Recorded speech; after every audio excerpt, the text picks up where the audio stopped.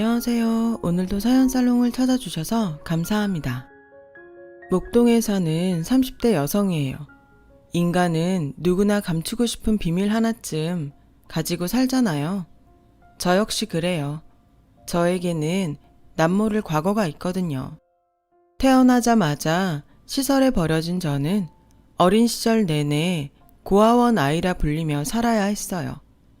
저에게 상처를 입혔던 건 철없는 아이뿐만이 아니었죠.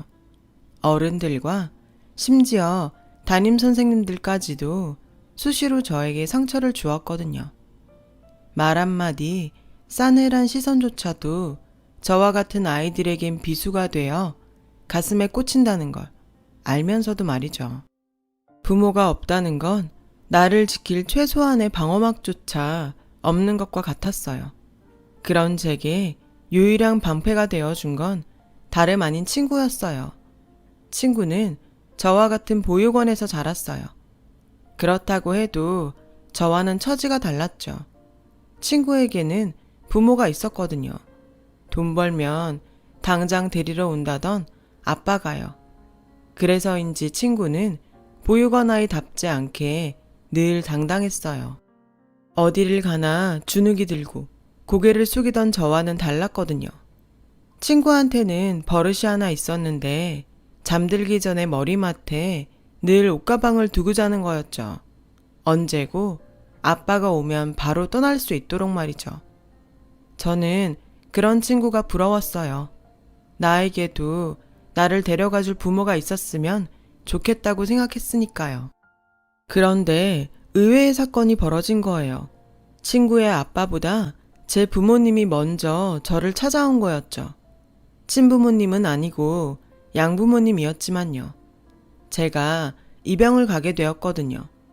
이미 초등학교에 들어간 아이가 입양이 되는 건 흔한 일은 아니었어요. 다들 입양을 쉬쉬하는 터라 주로 갓난 아기를 원했으니까요. 그런데도 제 양부모님은 9살이던 저를 입양하셨던 거죠. 저희 입양 소식을 들은 친구는 마치 세상이 무너진 것처럼 울었어요. 처음엔 저랑 헤어지는 게 슬퍼서 우는 줄 알았는데 그게 아니더라고요. 인영아, 우리 아빠가 나 데리러 안 오면 어떡하지? 그럼 나는 평생 여기서 살아야 되잖아. 이젠 너도 없는데 나 혼자 어떡해? 나 너무 무서워.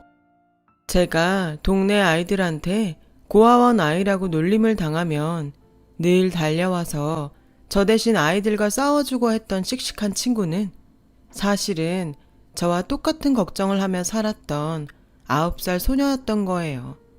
하루하루 두 주먹을 꽉 쥐고 간신히 버텨오던 아이였을 뿐인데 저는 그걸 몰랐던 거죠. 하긴 고작 9살짜리 어린 아이가 강하면 얼마나 강하겠어요. 그날 처음으로 제가 친구를 안아주었어요. 친구는 한참을 제게 안겨 울다가 그러더군요. 거기 가서도 나 잊으면 안 돼? 내 이름 절대 잊으면 안 돼. 알았지? 친구의 이름은 김순영이었어요. 저는 절대로 잊지 않겠다고 약속했지만 솔직히 자신은 없었어요. 내심 이곳을 나가면 내가 시설에서 살았던 아이라는 걸 아무도 모르게 지워버리고 싶었으니까요. 하지만 도저히 친구 앞에서 그 말을 할 수 없었어요. 내가 너를 잊을 거라는 말을요. 그건 너무 잔인한 짓이니까요. 원장님은 저를 따로 원장실로 불러 몇 번이나 당부하셨어요. 파양 당하지 않게 잘해야 돼. 너도 알지? 내 또래 아이들은 입양되는 게 쉽지 않다는 거. 저도 잘 알고 있었어요. 보육원에서 9년을 살면서 초등학생 언니 오빠들은 퇴소를 할 나이까지 쭉 이곳에서 살았던 걸 봐왔으니까요. 저는 그렇게 되고 싶지 않았거든요. 저를 입양한 양부모님은 두 분 모두 교사였어요. 아빠는 고등학교 수학 선생님이었고 엄마는 초등학교 선생님이었죠. 두 분은 아이를 가질 수 없어서 저를 입양하게 되었다고 했어요. 양부모님께는 미안한 얘기지만 저는 속으로 다행이라고 생각했죠. 만약 양부모님한테 자식이 있었다면 제가 입양될 일은 없었을 테니까요. 양부모님은 부자는 아니었지만 안정적인 직업 덕분에 저는 부족함 없는 지원을 받으며 자랄 수 있었어요. 그토록 꿈꾸던 평범한 삶을 살 수 있게 된 거죠. 입양이 되면서 많은 게 변했어요. 일단 성이 바뀌었죠. 김인영에서 강인영으로요. 단지 성만 바뀌었을 뿐인데도 제 인생은 많은 게 달라졌어요. 난생 처음 제 방을 갖게 되었고, 책장 가득 동화책이 있었고, 제 옷장도 생겼죠. 옷장에는 제 옷들로 가득 차 있었어요. 보고도 믿기 힘들 정도로 가득이요. 평범한 가정의 아이가 된다는 건 이런 거구나 생각했죠. 바뀐 건 그것뿐만이 아니었어요. 입양이 되고 처음 맞은 어린이날에는 선물도 받고 놀이동산에도 갔거든요. 내 옆에 든든한 부모님이 계시니까 더 이상 그 누구도 저를 불쌍한 고아원 아이로 보지 않았어요. 부모님이 옆에 계시니 사람들 앞에서 주눅들 이유도 없었고요. 그래서 저는 이 행복을 깨지 않기 위해 철저히 과거를 숨기고 살기로 했어요. 친한 친구들조차도 제가 입양하라는 사실을 모를 정도로 꼭꼭 숨겼죠. 하루는 아빠가 그러시더라고요. 사람에게는 누구나 감추고 싶은 비밀이 있어. 네가 입양된 사실을 숨기고 싶다면 엄마랑 아빠도 그렇게 해줄게. 저는 말없이 고개를 끄덕였어요. 그리고 그날부터 제가 입양된 사실을 아는 모든 사람들은 입을 다물어 주었죠. 양가 할머니, 할아버지와 이모, 고모, 삼촌들까지 모두요. 그렇게 저는 새롭게 태어났어요. 새로 전학 간 학교에서는 친구도 사귈 수 있었어요. 부모님은 뭐 하시냐는 친구 부모님의 물음에 두 분 다 학교 선생님이라고 당당히 말할 수도 있었죠. 그 말에 저를 보는 친구 부모님의 표정이 한층 부드러워지더군요. 그 순간 쾌감 같은 걸 느꼈어요. 고아에서 하루아침에 저 높은 곳으로 신분이 상승된 것 같았거든요. 그러면서도 한편으로는 세상이 참 간사하다는 생각도 했어요. 고아원에 살 때나 양부모님 집에 살 때나 나는 똑같은 나일 뿐인데 배경에 따라 다른 취급을 당했으니까요. 이래서 부모 없는 자식이 세상에서 가장 불쌍하다고 하는구나 했죠. 그러거나 말거나 전학 간 학교에도 어느 정도 적응도 됐고 방과 후에는 친구들과 떡볶이를 사 먹는 소소한 재미도 알게 되었어요. 친구들처럼 피아노 학원도 다니고 보습 학원도 다니게 되었죠. 친구들은 학원에 다니는 걸 싫어했지만 저는 그 반대였어요. 학원에 다닌다는 건 마치 내가 부모가 있는 아이라는 걸 인증받는 것 같았거든요. 날 위해 기꺼이 돈을 써주는 부모님이 있다는 증거니까요. 그래서 좋았어요. 그렇게 저는 초중고 시절을 보내고 대학에 입학했어요. 양부모님처럼 교사가 되고 싶어서 K대 영어교육학과에 들어갔죠. 소위 말하는 명문대에 입학을 하고 보니 양부모님도 좋아하셨지만 무엇보다 제 입양을 반대했었던 친할머니가 무척 좋아하셨어요. 당신 아들을 닮아 제가 똑똑한 거라며 그제야 저를 손녀딸로 인정하시더군요. 친할머니의 손녀딸이 되기 위해 죽어라 공부한 건 아니었지만 내 힘으로 인정받았다는 사실에 약간의 성취감도 느낄 수 있었어요. 대학을 졸업한 다음에 저는 임용고시에 붙어서 교사 임용이 되었어요. 지금의 남편과는 고시생 시절에 노량진 학원가에서 만나 사귄 지 3년 만에 결혼을 하게 되었고요. 물론 남편과 시댁에는 제가 입양하라는 사실은 비밀로 했어요. 어차피 가족 외에는 제 과거를 아는 사람은 없었기 때문에 굳이 말할 필요가 없다고 생각했거든요.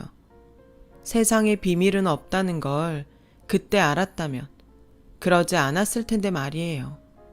남편은 여고에서 수학 교사로 근무하고 있어요.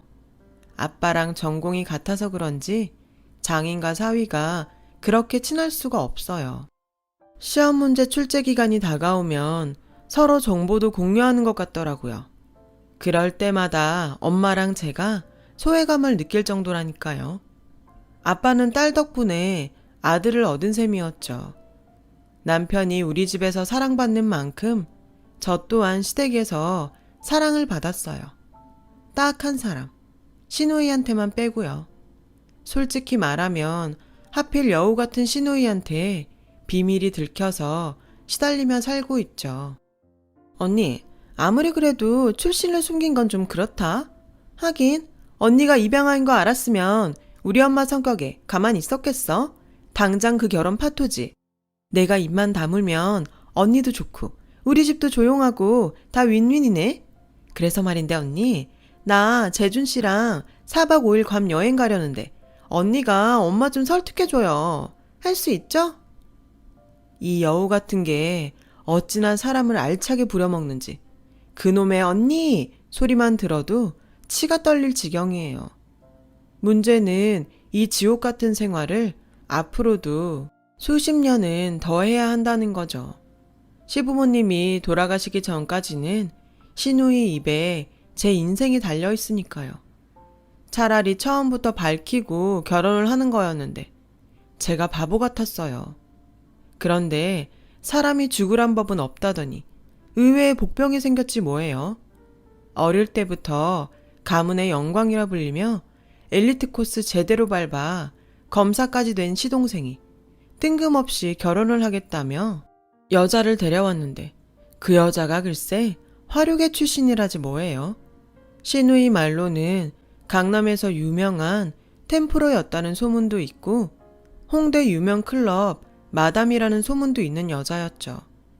시어머니는 죽 써서 개 줄 일 있냐며 길길이 뛰고 결사 반대였고 아버님은 딱히 반대는 안 하셨지만 그렇다고 찬성도 아닌 상태였죠. 남편과 저 역시 중립인 상태고요. 앞장서서 반대하는 건 단연 시누이였어요. 그 여우 같은 게 그동안 오빠들한테 삥 뜯는 재미로 살았는데 큰 돈줄이던 작은 오빠가 결혼을 한다니 똥줄이 탔겠죠.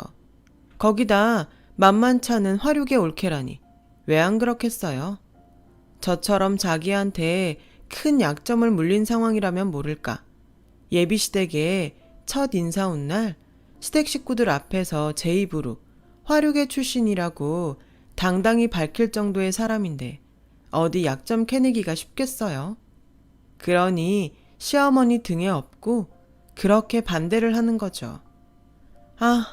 아무튼 예비동서 덕분에 저는 요즘 살맛이 난답니다. 그 여우 같은 시누이가 저를 지 편을 만들려고 그렇게 알랑방구를 뀌지 뭐예요. 언니, 아무리 학교 선생님이라지만 스카프로 봄 분위기 정도는 내도 되잖아요. 이거 어제 엄마랑 백화점 갔다가 올케 언니 생각나서 하나 샀어요. 좀 비싸긴 한데 그래도 우리 올케 언니한테 딱 어울릴 것 같아서 질렀죠 뭐. 참, 내가 그 말 했었나? 언니는 보면 볼수록 사람이 다 나해요. 왜 술집 여자처럼 천박하고 드세고 그런 여자들이랑은 천지 차이라니까. 누구처럼 말이지. 그래서 말인데 언니도 그 여자 반대죠? 아주 생전 안 하던 선물 공세까지 해가며 살살 녹이는데 이래서 남편이랑 시동생이 그렇게 시누이한테 지갑을 털려왔구나 싶더라니까요. 하지만 지난 2년간 시누이한테 옴팡지게 당해온 저로서 이렇게 쉽게 넘어가 줄 수는 없죠. 이참에 저도 어느 쪽이 나한테 유리한지 계산기 좀 튕겨봐야겠다고 생각했어요. 그래서 예비동서를 만나보기로 했죠. 약속 장소에 나가보니 예비동서는 아직 도착을 안 했더라고요. 나 같으면 손윗동서를 만나는 자리라면 먼저 나와 기다렸을 텐데 예상대로 만만치 않은 사람이다 했어요. 그렇게 20분 정도 지났을까요? 이미 약속 시간도 지났는데 여전히 코빼기도 보이지 않더라고요. 그래서 막 전화를 하려는데 밖에서 시끄러운 소리가 들렸어요. 전면창으로 고개를 빼고 봤더니 글쎄 예비동서가 주차장에서 덩치 큰 남자랑 싸우고 있지 뭐예요. 달려나가 보니 주차 문제로 다투는 것 같았어요. 남자가 차를 비스듬하게 세워놔서 주차 공간을 2칸이나 차지하고 있었고 마침 주차장이 꽉 차 있어서 마땅히 주차할 곳을 못 찾던 예비동서가 그 남자 번호로 전화를 걸어 불러냈던 모양이었어요. 용무 중에 불려나온 남자는 오히려 예비동서한테 큰 소리를 쳤고 그 바람에 빈정이 상한 예비동서가 맞서서 싸움으로 번진 거였죠. 아저씨가 이 주차장 전세 냈어요? 다들 한 칸씩 사용하는데 왜 혼자만 2칸이나 차지해요? 주차를 못하겠으면 관리인한테 발렛을 맡기든가 아니면 제 까닥 차를 빼주던가. 예비동서는 험악한 표정의 남자 앞에서 목에 핏대까지 세워가며 맞서더라고요. 남자는 당장이라도 한 대 칠 기세였고요. 겁이 난 저는 냉큼 달려들어 예비동서를 잡아 끌고는 그냥 사과하고 끝내라고 했어요. 그랬더니 예비동서가 황당하다는 표정으로 제게 그러더라고요. 제가 왜 사과를 해야 돼요? 다들 저 등치만 보고 슬슬 피해주니까 저런 사람들이 더 당당한 거예요. 잘못한 사람이 사과하고 피해 입은 사람이 사과를 받는 게 맞는 거죠. 아저씨, 당장 사과해요. 안 그럼 나 경찰 불러요. 예비동서의 말에 기분이 묘했어요. 동서 말이 틀린 게 없었으니까요. 그리고 방금 전에 제 행동이 창피해지더군요. 화류계 여자라서 막대 먹었을 거라는 제 편견은 한순간에 사라져버렸고요. 결국 덩치 큰 남자는 차를 빼서 나갔고 예비동서가 그 자리에 주차를 하면서 상황은 마무리가 됐어요.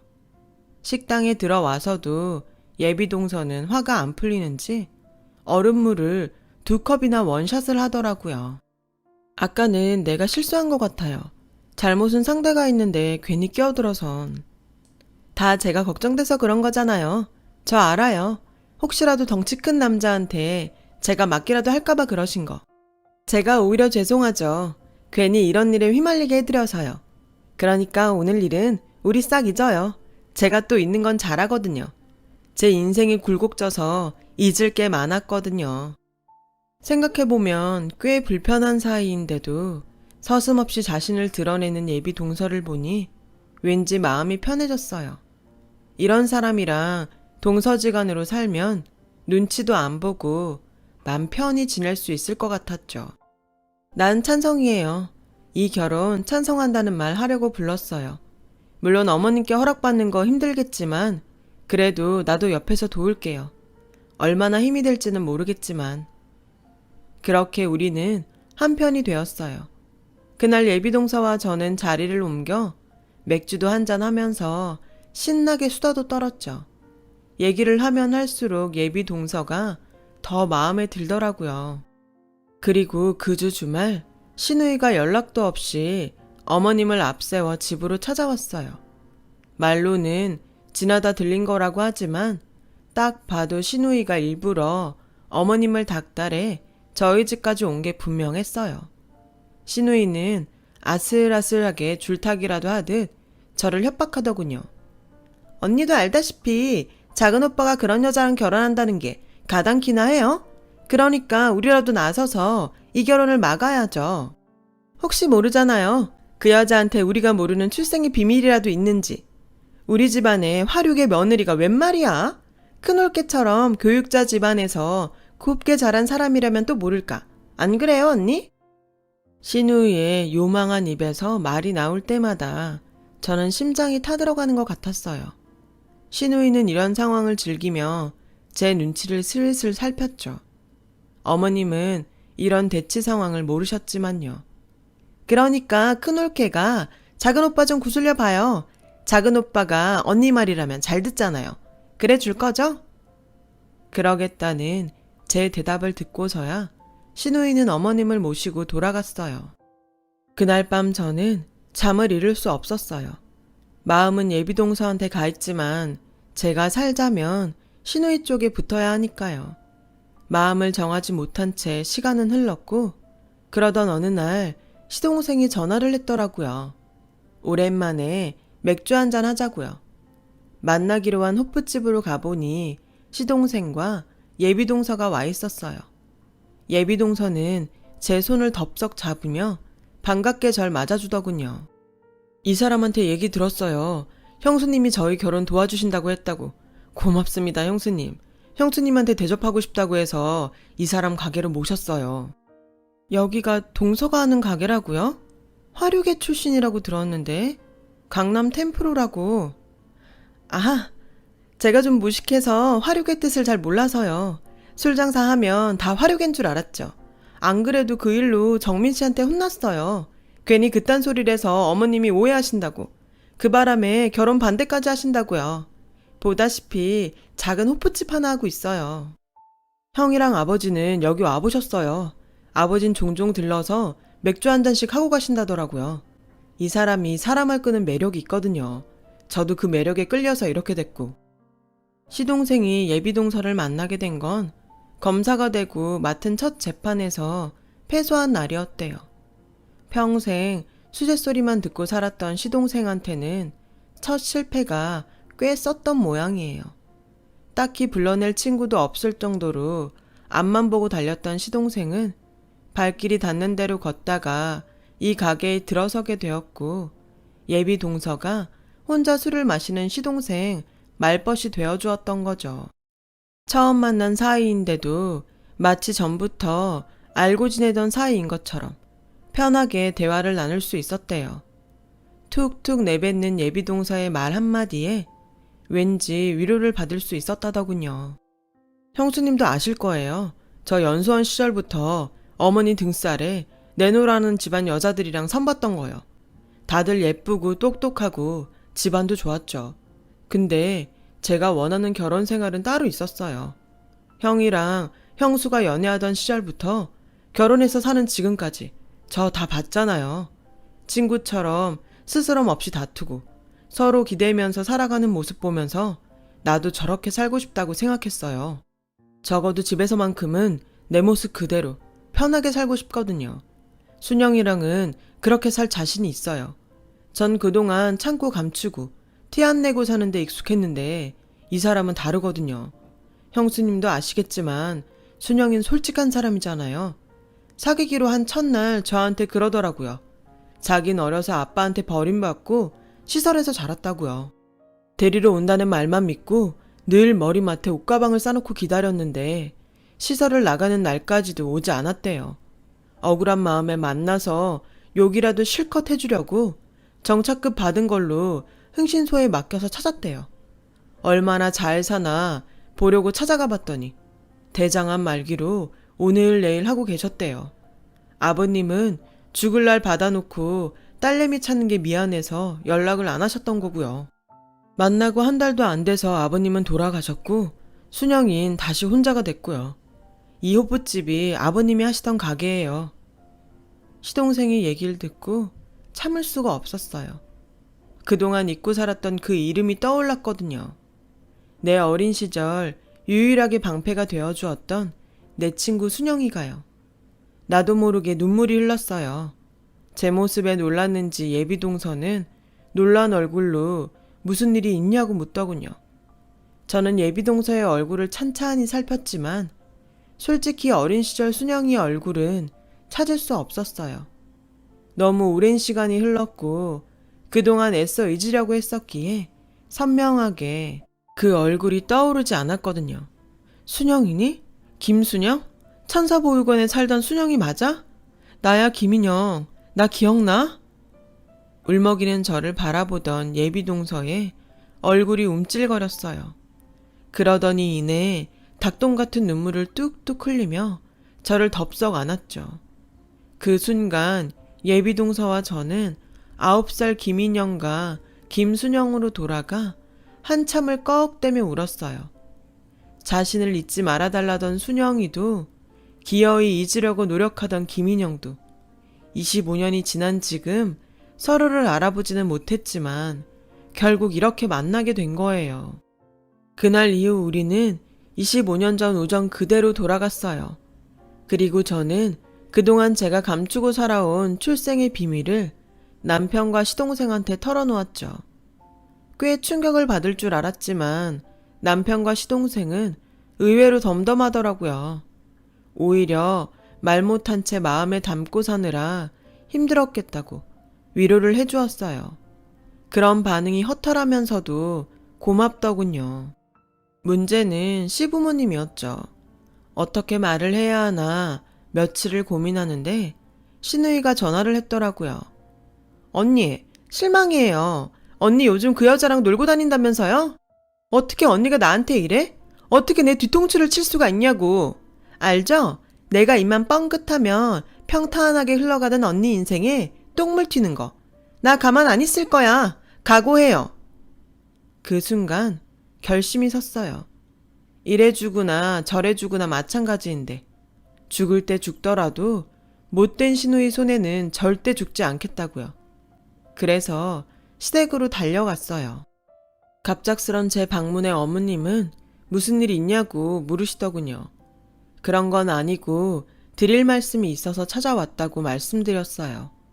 그리고는 떨어지지 않는 입으로 얘기를 시작했어요. 이제서야 말씀을 드려요. 사실 저는 지금 부모님께 9살 때 입양이 됐어요. 그 전까지는 보육원에서 자랐고요. 온몸에 힘을 주고 또박또박 말씀을 드리는데 어머님이 제 손을 잡으셨어요. 아가, 그 얘기를 하면 괜찮다. 네가 어디서 자랐으면 어떠니? 우린 다 알고 널 며느리로 들였는걸. 상견례 전에 안사돈이 찾아오셨더라. 네가 부모님을 만나 어떻게 자라왔는지. 사진이랑 네가 쓴 편지들을 보여주시며 네가 어떤 아이인지 다 얘기해 주셨어. 사랑받고 자란 아이였더라. 그거면 됐지 않니? 어디서 자랐든 그게 뭐가 중요하니? 네가 이렇게 바르게 자랐다는 게 중요한 거 아니겠어? 그러니까 힘든 얘기 안 해도 된다. 이렇게 널 힘들게 할 줄 알았다면 진작 얘기할 걸 그랬구나. 괜찮다 아가. 그러니까 울지 말어. 어머님은 제 손을 쓸어주시며 울먹이는 저를 달래주셨어요. 그날 그렇게 비밀을 털어놓고 시댁을 나오는데 시원하면서도 괜히 억울하더라고요. 이럴 줄 알았으면 진작 털어놓는 건데 그 요망한 시누이한테 시달리며 살았다니 억울하고 분하고 화딱지가 났어요. 그러니 어쩌겠어요. 받은 대로 돌려줘야죠. 일단 집으로 돌아가 그동안 시누이한테 뜯긴 용돈에 계좌이체 내역을 뽑았어요. 그리고 시누이의 SNS를 통해 그간 남자들과 여행 다닌 사진들을 캡처했죠. 그 여행에 사용된 항공권 결제 내역도요. 거기엔 남편과 시동생의 도움도 조금 받았어요. 그간 이 여우가 저랑 두 오빠들한테 오지게도 뜯어먹었더군요. 예를 들면 이런 식이었죠. 저를 시켜 부모님께 여행 허락을 받고 제 남편한테 항공권 결제를 맡기고 시동생한테는 여행 가서 쓸 경비를 뜯는 식으로요. 아주 꽁으로 잘도 놀고 다녔더군요. 남편이나 나나 학교 선생 특유의 사소한 꼼꼼함이 이럴 땐 정말 힘이 됐네요. 굳이 모으지 않아도 될 편의점 영수증 하나까지 차곡차곡 모아놓은 덕에 시누이를 잡을 거대한 물증이 확보됐거든요. 그 길로 시누이한테 문자를 했어요. 살고 싶으면 당장 튀어오라고요. 문자를 받은 시누이는 당장 전화를 걸어왔어요. 제가 전화를 받지 않자 허겁지겁 달려왔더군요. 씩씩거리며 성질을 내면서요. 언니, 상황 파악이 안 돼요? 언니가 지금 나한테 이럴 게 아니라 무릎 꿇고 싹싹 빌어도 내가 봐줄까 말까라고요. 언니, 이혼녀로 살고 싶어요? 글쎄, 이혼 생각은 안 해봤는데?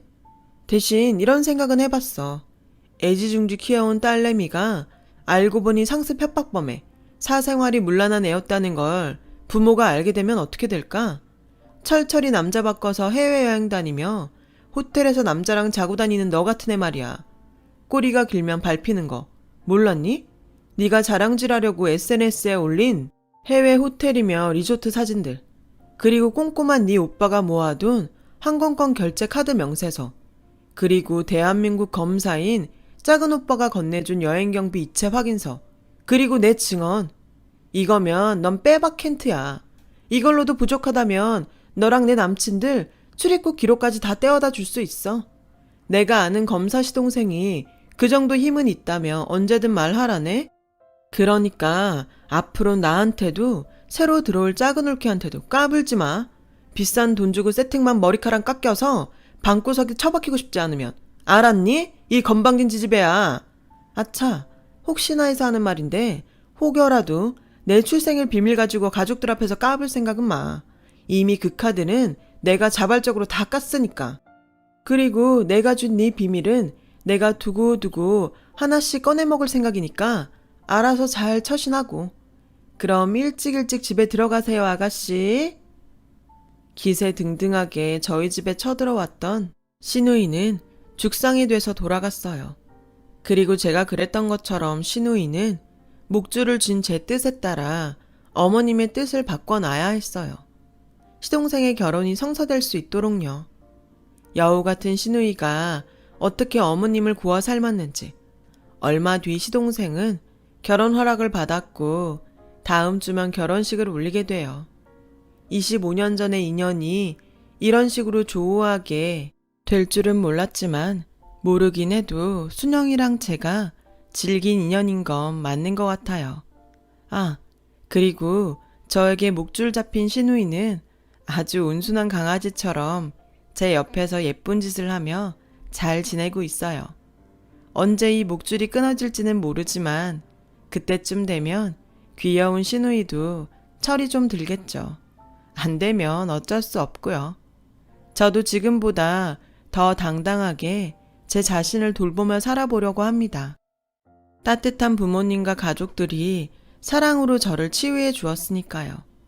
여러분의 삶에도 따뜻한 인연들이 많기를 바랍니다. 제 사연을 들어주셔서 감사드려요.